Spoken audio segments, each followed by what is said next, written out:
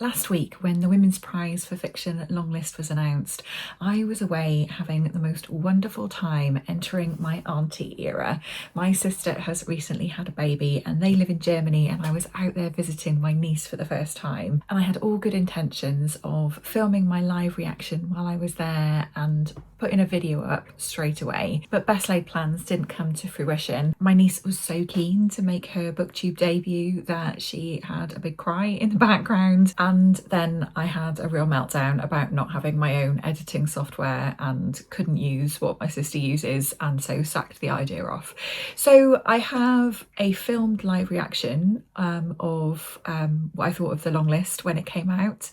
And I thought I would still put that up, but maybe just with some general thoughts about what I'm planning to get to, what I'm hoping to read, what I have read so far. So that's what we're going to do today. So first up, let's rewind to last week and see what past Kerry thought of the long list as it was announced. The Women's Prize for Fiction judges are thrilled to present to you our long list for 2026.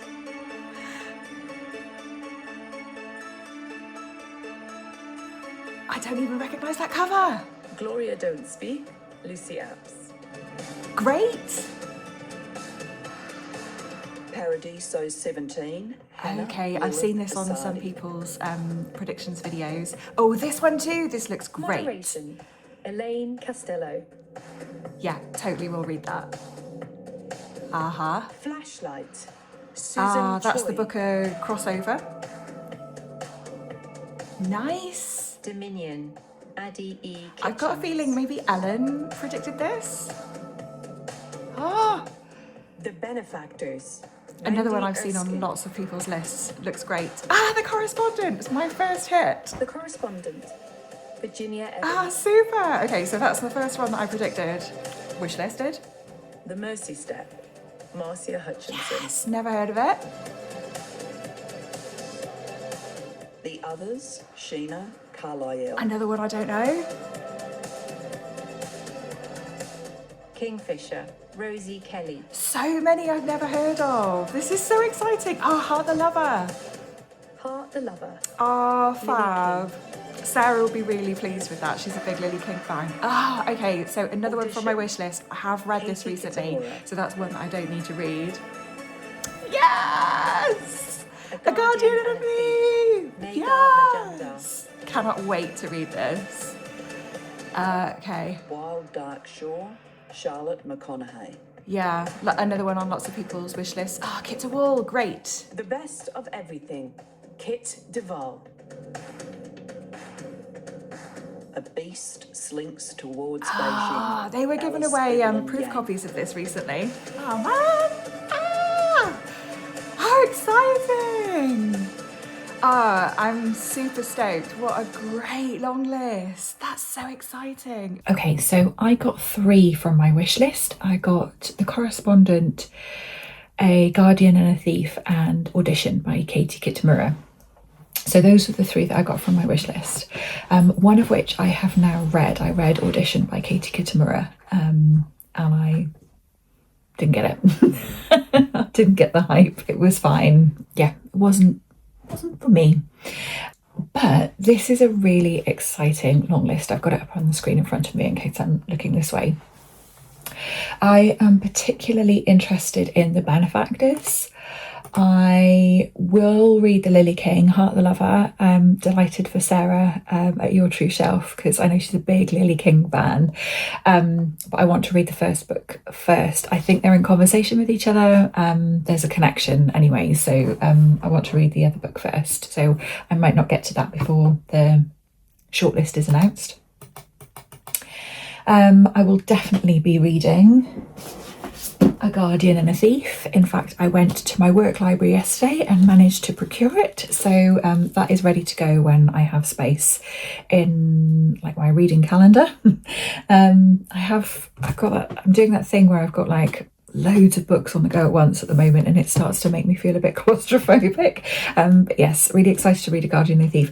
I saw on Instagram somebody had been listening to this and said that there was baby talk in it, which they were finding really annoying on the audio. So I was planning to listen to it, but that's why I went in and looked for the physical book, because I don't think I would get on with that. But maybe reading it with my eyeballs, I've got a bit more control over how it sounds in my head. I hope that makes sense. So I'm looking forward to getting to that. In terms of the ones that I hadn't heard of, The Mercy Step I'm planning to read. I would really like to read that. I've just pre-ordered that this morning from my local bookshop because it's coming out in paperback at the end of this month. So I'm going to wait for the paperback of that to come out.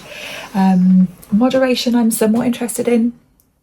I'm interested to see what the reviews of that are. Dominion I'm quite keen on the sound of. That was in a few people's predictions, I think, or wish lists. It might have been in Ellen's, and I like the sound of it then, so I would be up for reading Dominion.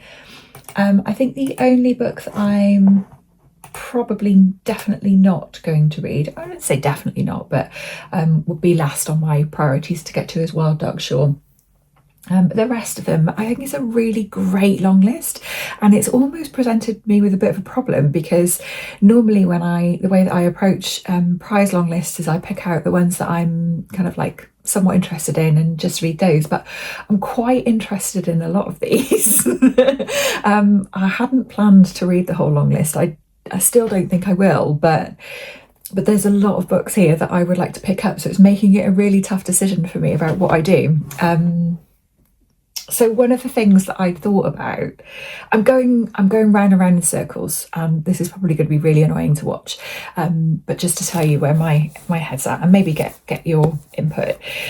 I might just read a couple, or I was thinking I could do like a bit of a vlog where I read the books that I and the Women's Prize both like the sound of. So that was A Guardian and the Thief, and would be A Guardian and the Thief and The Correspondent, because the third one that I predicted wishlisted I've already read. So there's two that the Women's Prize and I have in common. There's also a couple of books on the Women's Prize long list which I hadn't heard of that they've put on my radar that I'd be interested to read. But also, what if I also read a couple of the books from my wish list and compared like who's got the better taste? I mean, obviously we know the answer, it's the Women's Prize, but I thought that could be quite fun. Like for me, like which books do I enjoy more, what the Women's Prize have provided for us, or the books that I like the sound of? I thought that could be quite interesting, but then that's also like, that's a lot of books to be creating Women's Prize content around, and I just don't know if there's appetite for that. I don't know if I've got the appetite for it. I don't know. Somebody tell me what to do. As you can see, I'm having a minor existential crisis about this. The problem is there's too many great books out there and not enough time. That's the problem. Yeah, so that's where I'm at with the Women's Prize for Fiction long list. I just wanted to say a couple of things about the non-fiction long list. So I have read, which book did I read? Death of an Ordinary Man by Sarah Perry. I listened to that and it was excellent. I listened to it because I could get it on audio. I needed something quite short to listen to kind of like plug a gap, and thought, yeah, okay, I'll give it a go. I absolutely loved it. It was such a special read. It's about her father-in-law, and he discovers that he's got an aggressive cancer and is dying with quite a short amount of time before he passes.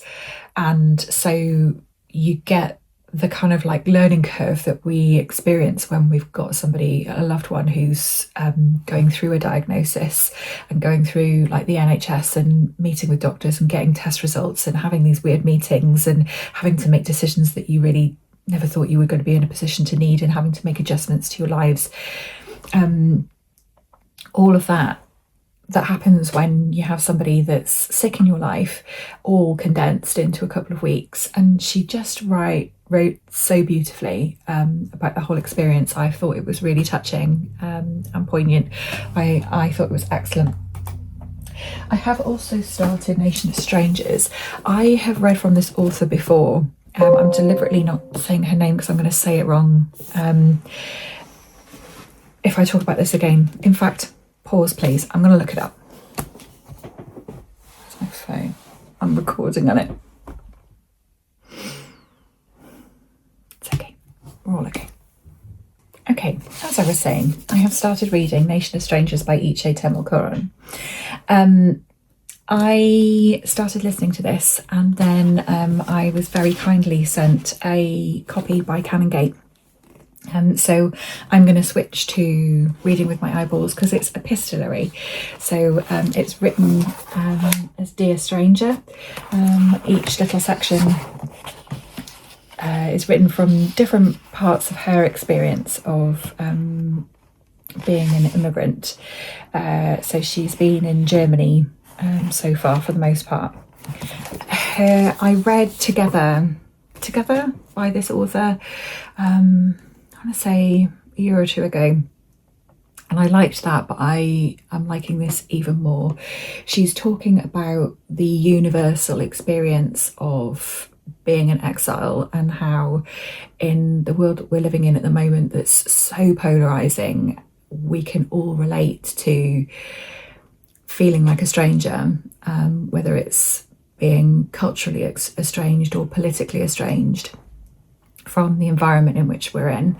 And she's using that to kind of like build bridges for people to understand the experience of people who, like refugees and people who emigrate for reasons of necessity.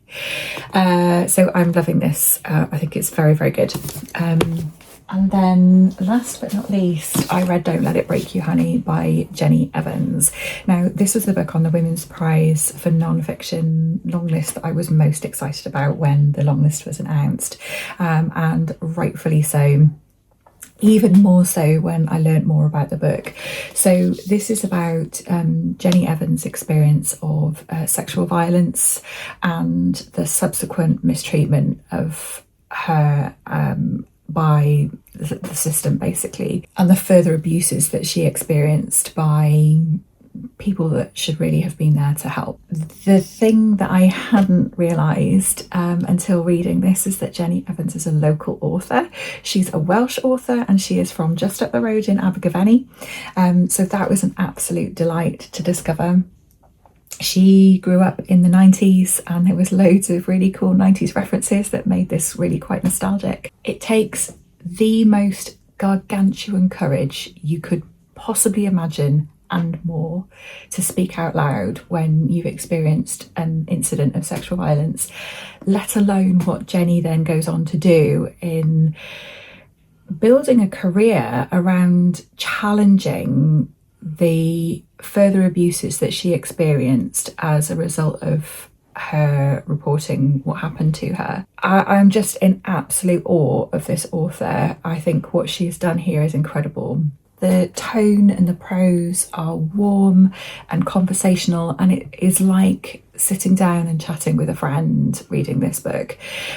You will care so deeply for Jenny by the end of this, and you will feel a searing rage for everything that she endured as a result, and continues to in many ways, because she still hasn't had justice. So this was a firm favourite. So I listened to this but was so bowled over by it, I went out and bought a copy for myself to keep on my shelves.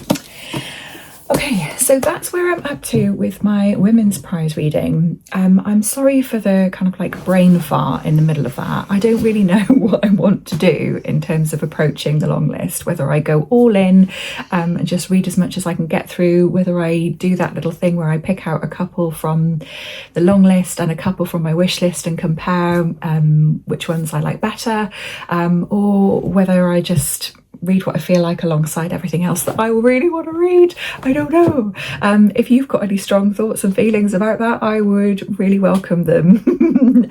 I'm sorry that I didn't get to put up my live reaction closer to the long list coming out, but hopefully you've still got a bit of appetite to see some of that, and if you're still watching this video, evidently you have, so thank you very much for sticking around.